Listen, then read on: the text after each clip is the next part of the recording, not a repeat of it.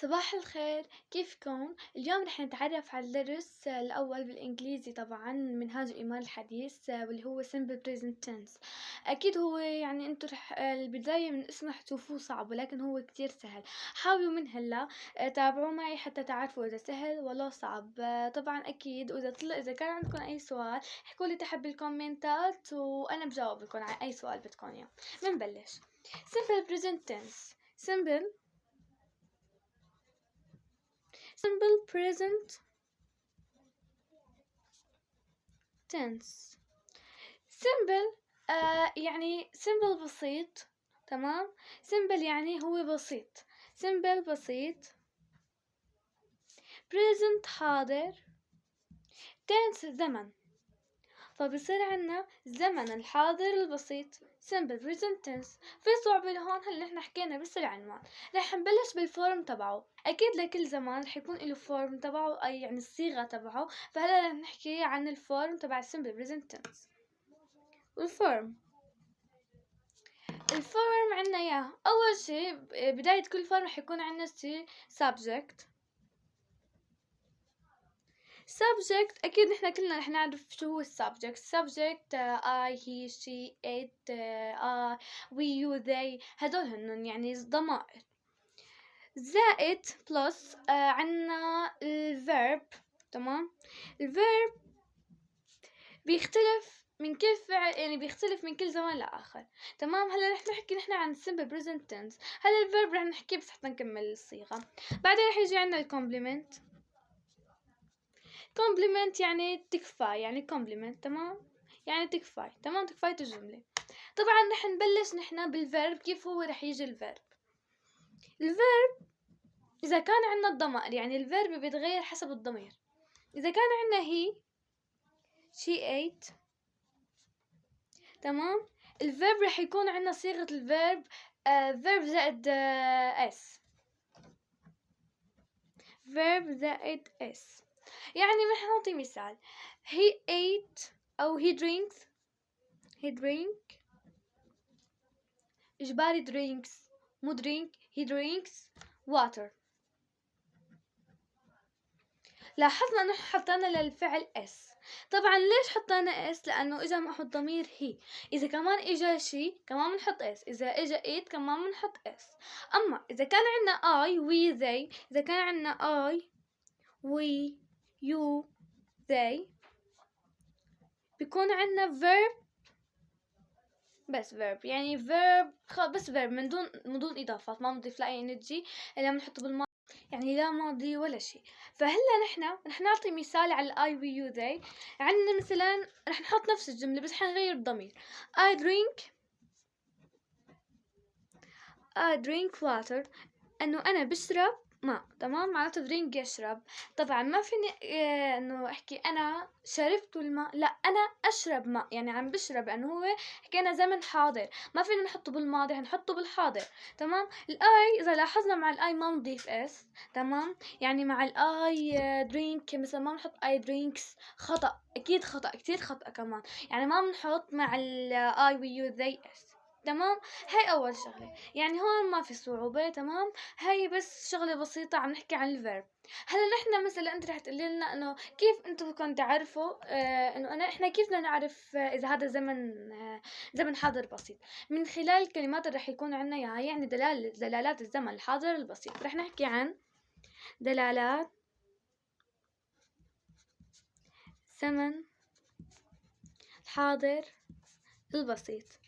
طبعا دلالاته عنا اول شي رح يكون عنا every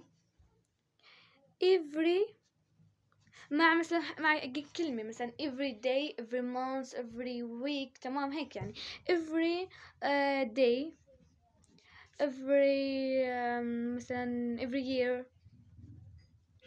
هيك يعني إلى آخره. ما أنا صعبة أبدا. كمان عنا ظروف التكرار. عنا usually sometimes always sometimes never. هدول هن often. هدول هن. هلا طبعا often تلفظ often حسب يعني كل يعني حسب المنهاج اللي عم ناخد فيه. تمام. يعني هي بتلفظ often نفس الشيء. كمان عنا ظروف التكرار. طبعا اكيد ما رح نكتب شو هن، انت رح تعرفون. رح اكتب كم وحدة، مثلا usually، sometimes، مثلا never ever. هلا every ما في ever، never مثلا. كمان عنا often أو often نفس الشي إلى آخره. تمام. في صعوبة هون. نحن هلا حكينا الدلالات. كمان مثلا بيجي daily يوميا، كمان هذا منه مثلا. شفتوا daily يوميا كمان، يعني نحن بدنا نكون عم نحكي عن شي عم يتكرر معنا simple present مثلا تكرار. انه مثلا واحد بيصلح كمبيوترات، هي روتين عنده انه هو دائما بيصلح كمبيوترات، يعني هذا روتين. يعني تماما. او حقائق كمان، يعني للحقائق مثلا، للحقائق تكرار، روتين، هيك شي. تمام. لازم يكون روتين.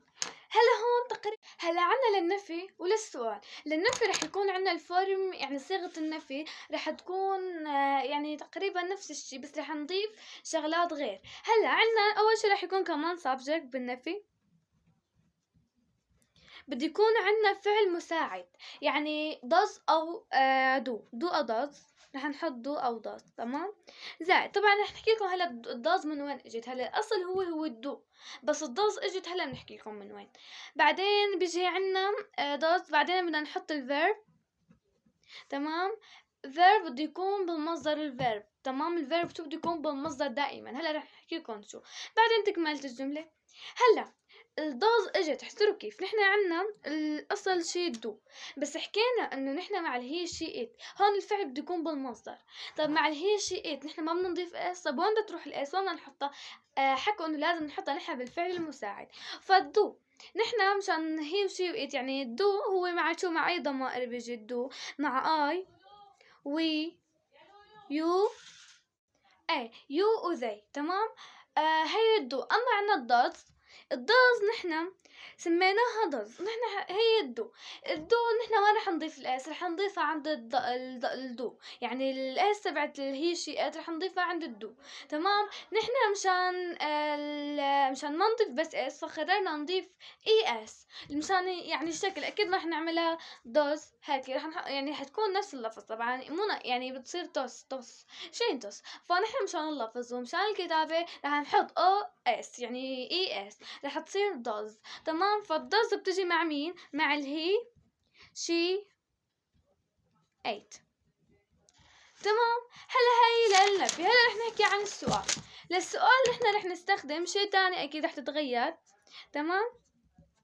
للسؤال اول شي رح نحط الفعل المساعد. بالسؤال ما نحط الفعل المساعد. بعدين رح نحط السبجكت. بعدين رح نحط الفيرب. تمام. كمان الفيرب هون بالمصدر. كمان هون الفيرب بالمصدر. بعدين رح نحط تكملة الجملة.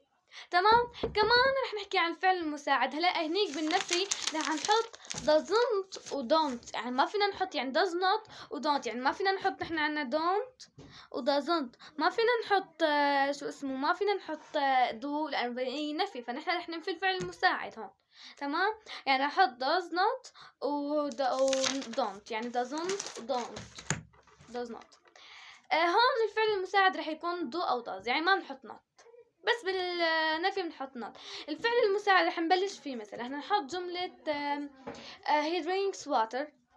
لا yes he drink water. نفس اللي رح نحط الجملة كلها. مثلا yes أو he travel، أو خلص رح نخليها yes he drink water. drinks طبعا water. يس. فهون نحن بدنا نحكي انه هل هي بتشرب واتر؟ يعني نحن حتجاوب ايه هي بتشرب واتر. فشو راح نحط؟ does he drink. بنشيل الاس من الفعل. تمام. بدكم تلاحظوا لي انه الاس هون رح نشيلها. بنشيل الاس من الفعل. ليش؟ لانه اخذت الدوز محل الاس. does he drink water؟ yes he drink water. في بس ما ننسى كمان اشارة الاستفهام. هي اهم شيء اشارة الاستفهام. في صعوبة. هلا انا رح اكتب كم تمرين. تمام، لحتى أتأكد إذا أنتم فهمتوا ولا ما فهمتوا. طبعًا وباتمنى تكونوا تحلوا لي هدول التمارين تحت تحلوا لي إياهم تحت بالكومنتات، وإذا كان في أي سؤال عن هذا الدرس باتمنى تخبروني، وإن شاء الله بيكون عجبكم الفيديو. طبعًا هلأ رح نكتب التمارين. هلأ رح صور لكم أنا كل شي كتبته هلأ، يعني كل القاعدة اللي حكيتها هلأ رح أرجع صور لكم إياها. تمام، رح صور لكم إياها كلها، بتمنى تفهموها. وأي سؤال بيكون عن القاعدة ما فهمتوا أنا مستعدة أرجع أعيده، بس اكتبوا لي تحت بالكومنتات حتى أعرف إذا عجبكم ولا لأ. وأي سؤال بيكون خبروني أنا برجع بعيد الدرس كله عادي. هدول التمارين اللي كنا هدول اللي كنا عم نحكيهم رح هلأ أصور لكم إياهم كلهم. هاي أول شي، هاي كل شي. بعدين عنا هون هاي السؤال حكيناه، وهاي التمارين بتمنى تحلوهم وتكتبوا لي الحل بالكومنتات. واي سؤال بيكون انتم ما فيكم حليتوا اكتبوا لي تحت، وانا بحل لكم اياه وبشرح لكم اياه. ولا تنسوا تحطوا لايك واشتراك وحتى يوصلكم كل شي.